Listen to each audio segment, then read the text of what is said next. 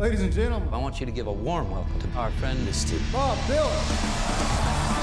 Bob Dylan has written some of the most iconic songs of the last century. Bob and his music reigns over culture. I'm so infatuated with lyrics and songwriting, and that was Bob's genius. Every music moment is super grounded and has a purpose. It's story-driven, it's character-driven. It was clear that we needed to do everything live. It was important for me to sing and play on set because it was in the spirit of the movie to do it live. He learns the entire thing, top to bottom. That's harmonica and guitar and vocal. It's pretty special. Woody wants to hear something. You shy? Not usually. Come gather round, people, wherever you roam. He was writing music that was more blunt about things that were going on. Bob wouldn't let himself be boxed in, which for me as a young artist is the most inspiring. For the times they are a-changing.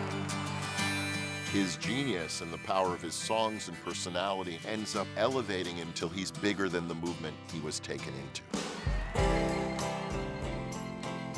Many of the artists through American pop culture that had the balls to turn their back on what was expected of them, that moment started with Bob. Once upon a time, you're just so fine. Good bones of dime in your prime. Didn't you? Bob has really resisted categorization. He has resisted being put in a box. Not sure they want to hear what I want to play, Johnny. Make some noise, BD. Track some mud on a carpet. Oh, how does it feel?